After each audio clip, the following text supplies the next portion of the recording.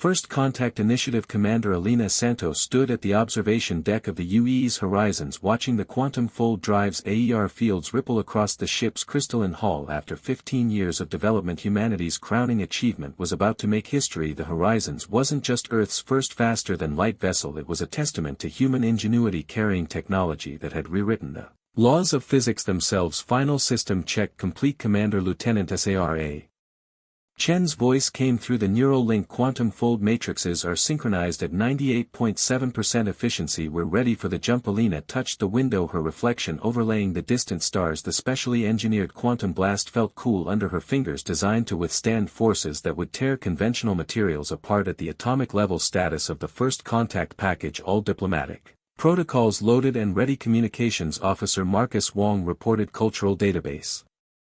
Scientific exchanges, peaceful intentions manifest. Everything the UN First Contact Committee prescribed. Alina allowed herself a small smile. Humanity had dreamed of this moment for centuries, making peaceful first contact with an alien civilization. Now they would do it not as supplicants bearing simple radio messages, but as equals who had mastered the fundamental forces of the universe. The quantum fold drive was proof of that. By manipulating quantum fields on a macroscopic scale, it could bend space itself, allowing for FTL travel without the relativistic problems that had stumped scientists for generations. More than that, it represented a complete paradigm shift in humanity's understanding of physics. Multiple contacts. Tactical Officer James Rivera's voice cut through her contemplation. Massive spatial distortion at bearing 047 Mark 183 reading 15 number 20 vessels emerging from some kind of FTL corridor. The Lena training kicked in instantly. Battle stations raise quantum shields but keep weapons cold. Let's not start first contact by appearing hostile. The crew responded with practiced efficiency as Alina made her way to the bridge. The Horizons might be primarily a diplomatic vessel, but it carried the most advanced defensive systems humanity had ever developed. The same quantum field manipulation that powered their FTL drive could generate shields that could theoretically withstand the force of a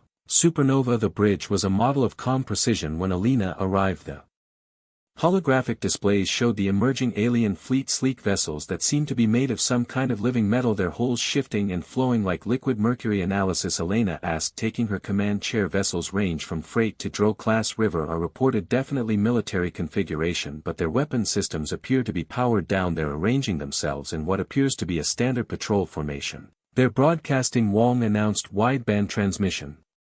Multiple frequencies. Universal translator is processing. Got it. A harsh clicking voice filled the bridge. Attention, unidentified vessel, you have entered space claimed by the Meridian Conquer. At power down your engines and prepare for inspection. Resistance will be met with immediate hostile response. Alina exchanged glances with her senior staff. This wasn't how they'd hoped first contact would go, but they prepared for less than ideal scenarios. Open a channel. Mr. Wong, let's show them humanity's diplomatic face. Channel open. Commander Alina straightened in her chair. This is Commander Alina Santos of the United Earth ship Horizons. We are on a peaceful mission of exploration and first contact. We were unaware this region was claimed territory and apologize for any perceived intrusion. We would welcome the opportunity for peaceful dialogue and cultural exchange. There was a pause filled only by the splee hum of the quantum fold drive at idle. Then your vessel's energy signature exceeds anything in our database. Explain this capability immediately. Delina could hear the fear poorly hidden beneath the demanding tone. She'd been briefed on this possibility that humanity's quantum technology might be beyond anything local species had developed. It was a delicate situation that could easily spiral into conflict if handled poorly. Our vessel utilizes a new form of propulsion we call quantum fold technology. Alina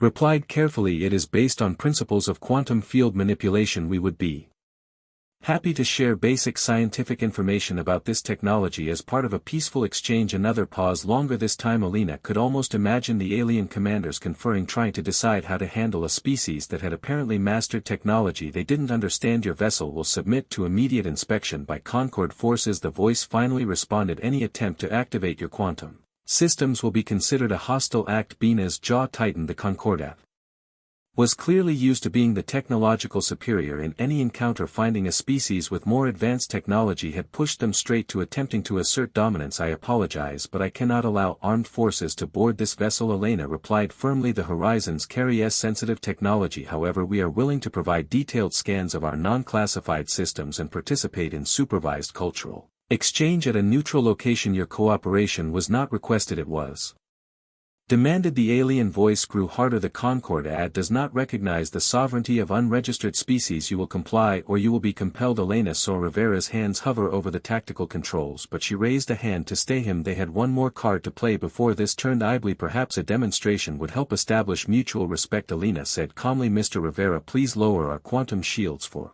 exactly 5 seconds. Let them scan us fully. Commander Rivera's surprise was evident, but he complied. The bridge crew watched as the alien vessels suddenly lit up with scan activity, their sensors probing every inch of the horizons. Elena counted down silently in her head, 5 4 3 2 1, shields up, she ordered just as the alien channel erupted with chaos. Multiple voices overlapped in various tones of shock and disbelief. Impossible. The power readings, how are they containing it? Cannot be. Elena allowed herself a small smile. The aliens had just discovered that the horizon's quantum fold drive wasn't just an FTL system, it was a controlled quantum singularity harnessing power that their sensors probably couldn't even properly measure. When the main alien voice returned, the demanding tone was gone, replaced by something closer to awe. Your vessel, how? What are you? We are human, Elena replied simply, and we would still prefer to have this conversation as equals, focused on peaceful exchange rather than demands. Shall we start over? The silence that followed felt different this time, filled not with threat assessment and dominance games but with the first signs of genuine respect. Sometimes, Elena reflected, the best way to achieve peace was to make it clear that war would be a terrible mistake. Perhaps the alien voice finally said, we should discuss this further. Our paramount requests the honor of speaking with you directly. Elena nodded to herself. Now they were getting somewhere. We would be honored to begin proper diplomatic relations. Shall we discuss the arrangements? As her crew began coordinating the details of their first peaceful contact, Thyna looked out at the alien fleet, their living metal holes now seeming less threatening and more fascinating. This wasn't how they planned first contact, but perhaps it was better this way. Humanity had announced its presence not with aggression or submission but with quiet confidence and overwhelming technological superiority. The stars seemed to shine a little brighter through the quantum blast. Humanity had arrived on the galactic stage and nothing would ever be the same. The nature of power. The Meridian Concordat's flagship Eternal Dominion was a marvel of bioengineered technology. Its living metal corridors pulsed with neural pathways and its command center was a cathedral control of organic computing. But right now all that technological achievement felt hollow to Supreme Commander Vexor as he studied the readings from the human vessel for the 100th time. Impossible, he muttered, his forearms moving in agitation patterns. Run the analysis again. His chief scientist Dr. Clara, mandibles clicking in frustration, complied. Supreme Commander, we've run it 12 times. The results remain consistent. Their quantum singularity drive, it doesn't just bend space, it rewrites it. The power output alone exceeds our entire battle fleet combined. On the main display, the UE's horizons hung serenely against the backdrop of stars. Its crystalline hull seemed to mock them with its elegant simplicity, so different from a Concordat biological engineering approach. But it was what lay within that hull that had thrown the Concordat's entire scientific community into chaos. Commander Santos, Vexor spoke into the comm channel, trying to keep his voice steady. Perhaps you could explain how your species managed to achieve quantum field manipulation on this scale. Our records show your civilization only achieved space flight within the last century. Elena's holographic image smiled diplomatically. Commander Vexor, humanity has always excelled at technological leads. When we discover a new principle, we don't just apply it, we reimagine it. The quantum fold drive began as a theoretical physics paper about manipulating quantum fields. Within 15 years we turned it into the heart of our first FTL ship. Vexor felt his secondary hearts skip a beat. The casual way she spoke of such achievement, 15 years from theory to practical application of technology that surpasses designs we've refined over millennia. Sometimes fresh eyes see new possibilities. Elena replied, we'd be happy to share some of our basic research. As I said, we're here for peaceful exchange. Before Vex could respond, a priority alert flashed across his neural interface. Fleet Admiral Zarks was calling. The highest authority in the Concordat military rarely involved himself directly in first contact situations. This was unprecedented. Secure channel established. His communications officer announced. The Admiral's image materialized, his scales dark with concern. Supreme Commander, your preliminary report is disturbing. A single human vessel with power signatures that exceed our comprehension. Their technology contradicts our understanding of physics, and now they offer to share knowledge. The humans appear genuine in their peaceful intentions. Admiral Vexor reported, their commander has been remarkably patient despite our initial assertiveness, patience born of Confidence Zarks vis they know we can't threaten them. The question is, what do they want? No species simply gives away technological advantages. On another screen, Alina Santos waited calmly, her image of study in diplomatic poise. Vexor found himself wondering what lay behind that composed exterior. Did she know the chaos she'd unleashed in the Conquer at highest levels? Admiral, he said carefully, I believe this represents an opportunity. The human approach has been consistently diplomatic, perhaps. Instead of viewing them as a threat, everything unknown is a threat. Zarek cut him off. Prepare a pro team. If they truly wish to share technology, they can prove it by allowing us to examine their vessel. Vex felt his scales ripple with alarm. Sir, with respect, that could be seen as an aggressive act. The humans have already declined direct inspection, then they prove they cannot be trusted. Zarks declared no species achieves such advancement without conquest. They speak of peace while holding a sword to our throats. Proceed with the probe insertion. That's an order. The connection cut off before Vex could protest further. He looked again at Elena's waiting image, then at the horizons floating peacefully nearby. Everything in his experience told him this was a mistake. Supreme Commander, his tactical officer, called out. Stealth probe is ready for launch. Vexor chittered a curse in his native tongue. Commander Santos, he reopened the channel. Thank you for your patience. The Conquer at leadership is processing your offers of exchange. Perhaps we could discuss the practical applications of your quantum field technology. While they deliberate, Alina's expression didn't change, but something flickered in her eyes. Of course, Commander, though I should mention your stealth probe's quantum signature became visible to our sensors the moment you powered it up. I would strongly advise against launching it. The bridge fell silent. Their most advanced stealth technology detected before it even launched. Vexor felt his primary heart nearly stop. Commander Santos, it's all right, she interrupted gently. We understand the impulse to gather intelligence, but let me be clear, we designed our quantum detection system specifically because we knew we'd eventually meet other space-faring races. There is very little you could do that we haven't prepared for. The implications of that statement hung in the air like a charged particle storm. This wasn't just about the quantum drive. Humanity had developed their technology with interstellar politics in mind from the start. However, Elena continued, her tone warming slightly, we also prepared extensive scientific and cultural exchange packages. We genuinely want to share knowledge. Commander Vex, not because we have to, but because we believe advancement should lift all species together. Vex found himself faced with a choice that would reshape the Concordat forever: follow orders and provoke a species that could probably swat their entire fleet aside like insects, or trust in the offered hand of friendship, even if it came from a position of overwhelming strength. The PRU team is standing by. Supreme Commander, his tactical officer, reminded him. Vexor straightened his spine. Sometimes leadership meant knowing when to disobey. Stand down. The probe clear all weapon systems. He turned back to Alina's image. Commander Santos, perhaps we could begin with an exchange of cultural databases. I find myself very curious about a species that develops such power yet speaks so earnestly of peace.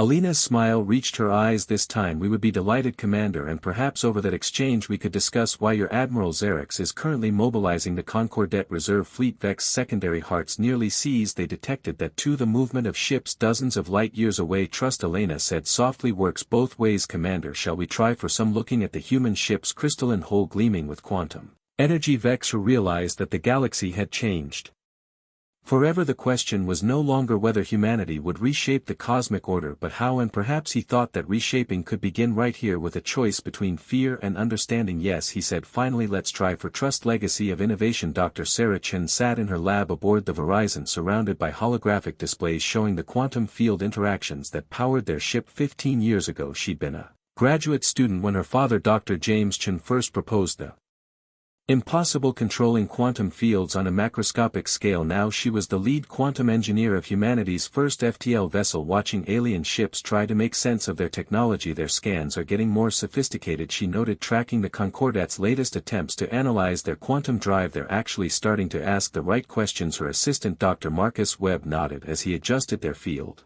harmonics. Should we be concerned? The more they understand, the more they might see us as a threat. Sarah smiled, remembering her father's words from years ago. Understanding isn't a threat, Marcus, it's an opportunity. On her primary screen, the quantum singularity of the heart of the horizons pulsed with controlled power. The alien scans couldn't detect half of what it could do, and that was probably for the best. Humanity had learned early that the best defense was the one you never had to demonstrate. Dr. Chen, Commander Santos's voice came through the neural link house.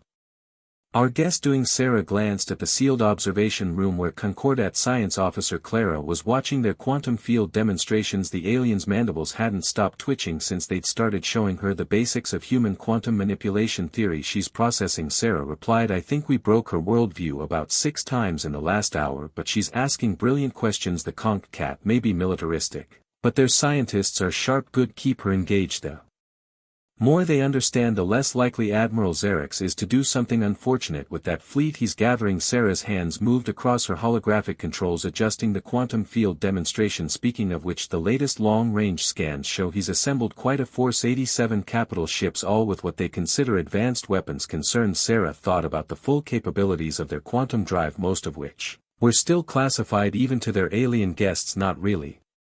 But I'd rather not have to show them why. The quantum displays flickered as another scan W from the Conqueror fleet washed over them. Sarah could almost feel their frustration. They kept trying to reconcile human quantum technology with their understanding of physics, not realizing that humanity had essentially rewritten the rulebook. Fascinating. Carrie's clicking voice came through the lab speakers. Your quantum field cohesion should be impossible at this scale. The power requirements alone would be impossible with conventional technology. Sarah agreed. That's why we had to develop quantum cascade reactors first. Once we could handle the power curves, the rest was just mathematics. Really complicated mathematics. CLA's 4 eyes blinked rapidly. Your species developed quantum cascade technology as a prerequisite to your drive system. We considered such technology theoretical. Theory is just practice waiting to happen. Sarah quoted her father again. Humanity has always been good at turning impossible into. When do we start? A priority alert flashed across her quantum screen. Sarah's hands flew across the controls, her augmented reflexes keeping pace with the cascade of data. Commander, we've got movement. The Concordat reserve fleet just made an FTL jump. They'll be here in 6 hours. Understood. Keep working with Clara. The more allies we have among their scientists, the better our chances of resolving this peacefully. Sarah turned back to her alien guest, whose mandibles were clicking rapidly.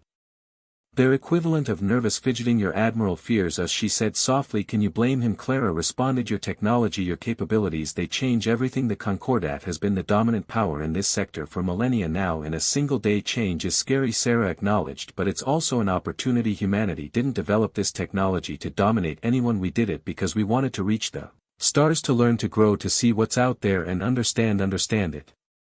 Kara moved closer to the quantum field display, her multiple limbs moving in complex patterns that Sarah's cog biology training identified as deep thought. Your power could reshape the galaxy, yet you speak of peace and exchange. Power isn't just about destruction, Sarah said, remembering the countless times her father had emphasized this point during the quantum drive's development. It's about possibility. The same quantum fields that could tear a ship apart can also heal radiation damage, clean polluted atmospheres, even terraform worlds. She brought up a new simulation showing how controlled quantum fields could repair atomic-level damage. Clara's scientific interest visibly overcame her political concerns as she watched human technology defy yet another law of physics. Impossible, the alien scientist whispered, but this time the word held wonder rather than fear. That's the thing about the impossible, Sarah smiled. It just takes someone crazy enough to try. Humanity's been crazy like that for our entire history. We see limits and think, well, those are more like guidelines. Really? A new alert flashed. The reserve fleet had adjusted course, accelerating. They'd arrived sooner than calculated. Sarah felt a familiar tension in her shoulders, the weight of knowing that peace or war might hinge on the next few hours. Clara, she said carefully, I need you to understand something. What you've seen, what we've shown you, it's maybe 5% of what the horizons can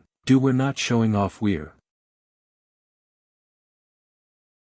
holding back a lot because we don't want anyone to feel threatened. But if your admiral forces our hand, the alien scientist's color shifted, her scales darkening with comprehension. You've been demonstrating basic principles, haven't you? Just enough to prove your advancement, but not enough to show exactly. Sarah confirmed. The quantum fold drive isn't just an engine, it's a door to understanding the universe in ways your people haven't imagined yet. We want to share that understanding to help all species grow together. But if we're attacked, she let the thought hang there, watching Clara process the implications. The alien scientists turned all 4 eyes toward the quantum core display, watching the controlled power of a technology that had rewritten the rules of physics itself. I need to speak with Supreme Commander Vexer, CLA said finally. He needs to understand what's really at stake here. Sarah nodded, hope mixing with caution in her chest. I'll have Commander Santos arrange it. And Kara, thank You for being willing to learn instead of fear. As the alien scientist left to make her report, Sarah turned back to her quantum displays. 6 hours until the reserve fleet arrived. 6 hours to prove that humanity's greatest power wasn't in their technology but in their willingness to use it for peace rather than dominance. Her father would have been proud. Breaking point. Admiral Zarek stood on the command deck of the Concorde at Dreadnought,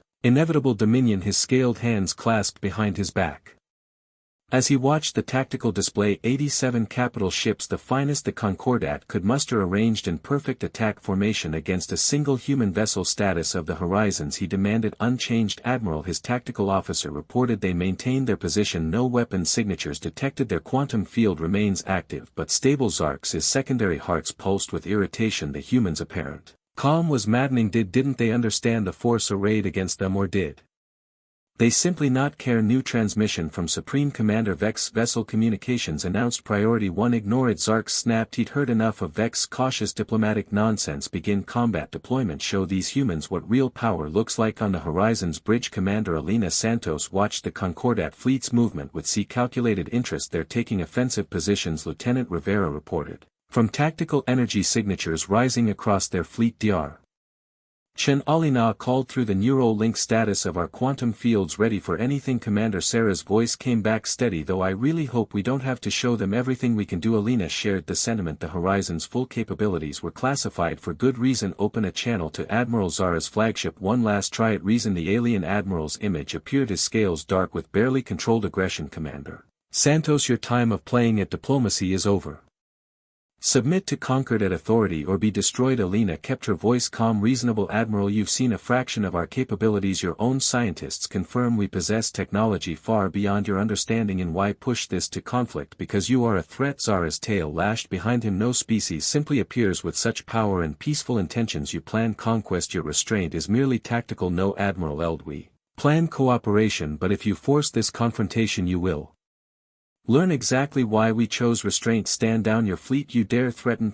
Not a threat, a fact. Last chance. Admiral, honor and pride are poor substitutes for wisdom. Zark's scales flushed with rage. All ships open fire. Show these humans the might of the Concordat. Energy beams and plasma torpedoes erupted from 87 capital ships, enough firepower to shatter a small moon. The line didn't even flinch. Dr. Chen, demonstration protocol call 1 if you please. The space around the Horizon shimmered as multiple layers of quantum fields adjusted. The Concordat's beach hit the outer layer and simply ceased to exist. Not deflected, not absorbed. The energy was gone, converted to quantum potential and fed back into the Horizon systems. Well, Sarah's voice carried a hint of amusement. That just charged our batteries to 127% capacity. Should I send them a thank you note? On the tactical display, the Concordat fleet's formation wobbled as they registered their attacks. Complete failure. Status of their weapons, Elena asked. Recharging. River reported they're diverting power from engines to weapons, preparing for another barrage. Admiral Zarek's Elena opened the channel again. As you can see, attacking us is pointless. However, since you seem to only respect demonstrations of power. She nodded to Rivera. Tactical, disable their weapon systems. Quantum pulse minimum intensity. The Horizon's quantum drive pulsed once, sending a wave of carefully controlled quantum disruption across the Concordat fleet. Weapon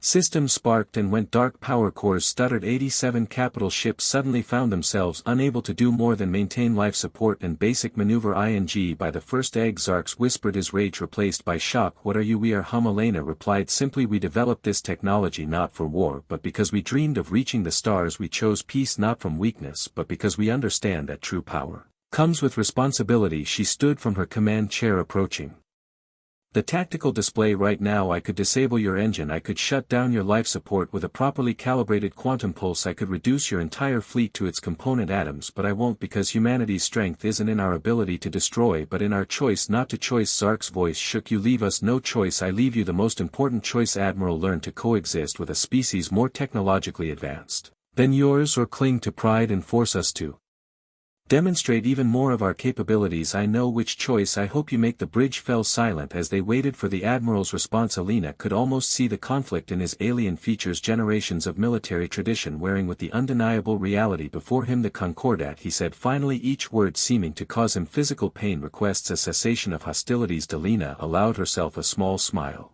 Granted, and we would be happy to help restore your ship systems after All that's what peaceful species do for each other. Commander Sarah's voice came through the neural link. Vexor is hailing us, he says. Kara's preliminary report on quantum field theory is causing quite a stir among their scientific community. Apparently the possibility of cooperative research is making some very influential people reconsider their stance on human relations. Excellent. Elena turned back to Zara's image. Admiral, I believe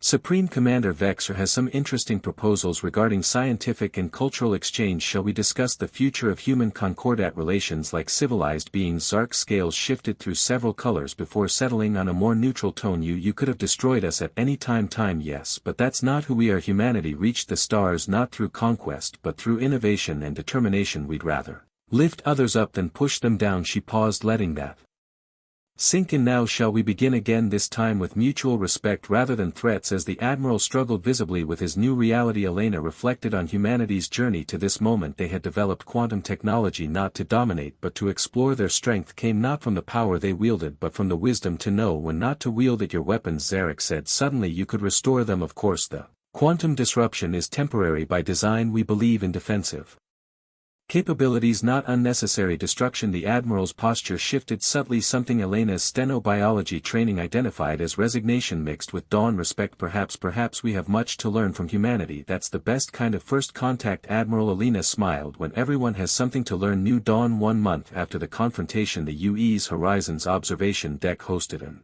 unprecedented gathering. Commander Elena Santos stood with Supreme Commander Vex and Admiral Zarks watching. Dr. Sarah Chen Ka group of Concordat scientists through the basics of quantum fuel theory. Their enthusiasm is remarkable. Vexor observed, his mandibles clicking in amusement as Clara bombarded Sarah with questions about quantum cascade harmonics. In just 4 weeks they've begun grasping concepts that reshape our understanding of physics itself. Understanding comes easier when you stop fearing the unknown, Elena replied, noting how Zark's scales shifted color at her words. The Admiral had changed over the past month, his military rigidity softening as he witnessed the true potential of human concordat cooperation. We were blind, Zarks admitted, his voice carrying none of its former arrogance. For millennia the concordat measured strength in weapons and fleet numbers in territories controlled, yet here was humanity wielding power we couldn't comprehend, offering friendship instead of demanding submission. Through the quantum-reinforced windows they could see the joint research station taking shape. Human and concordat ships worked together, their different technologies complementing each other as they constructed what would become the galaxy's premier center for quantum physics research. The quantum principles alone will revolutionize our civilization. Kara's excited clicks carried across the deck. Clean energy, medical applications, environmental restoration, the possibilities are endless. Sarah caught Elena's eye and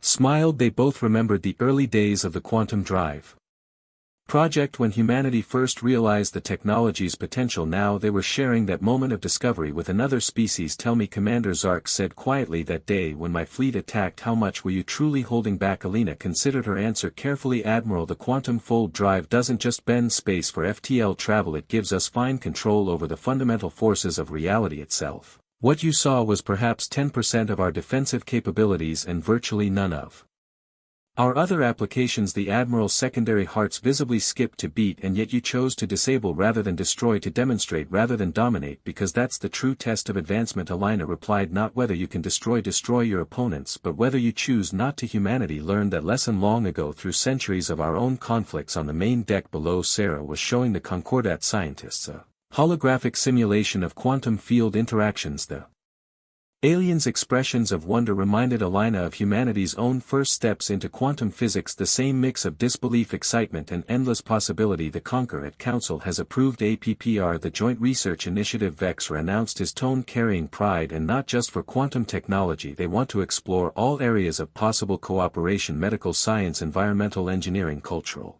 exchange, the beginning of a new era. Elena nodded. Though I suspect some of your more traditional military commanders are still uncomfortable with the situation. Zarks chittered. What Elena had learned was the Concordat equivalent of ruthful laughter. They are learning, as I did, that true strength isn't about having the biggest guns or the most ships, it's about having the wisdom to know when not to use them. A flash of light from the quantum field demonstration drew their attention. Sarah had created a miniature model of a star contained within perfectly controlled quantum fields. The Concordat scientists watched in awe as she manipulated its energy output with casual precision. A month ago that display would have triggered a military response. Vex nude. Now our scientists see it for what it is, a doorway to understanding the universe itself. Understanding is the best cure for fear, Alina said, and cooperation achieves more than competition ever could. The demonstration concluded and Sarah began answering detailed technical questions from her eager audience. The sight of human and alien scientists working together, sharing knowledge and excitement, embodied everything humanity had hoped for when they first developed the quantum fold drive. You know, Zarek said thoughtfully, there are other species in nearby sectors, some peaceful, some less, so they will react as we did when they learn of humanity's capabilities. Alina smiled. Then we'll demonstrate the same patience with them. After all, we built the horizons not to conquer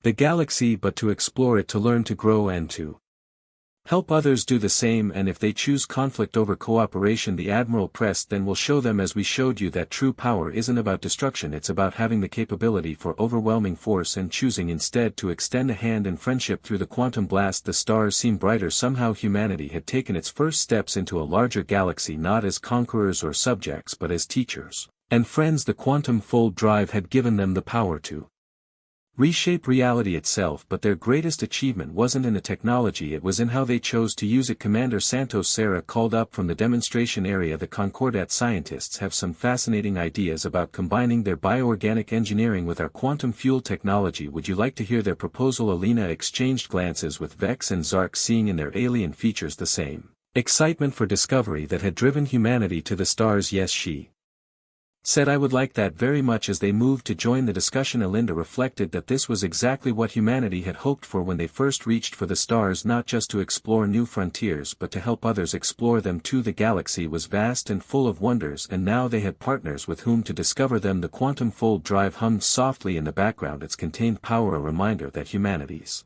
greatest strength wasn't in the ability to dominate but in the choice to cooperate. They had reshaped the galaxy not through force but through understanding, and this was just the beginning.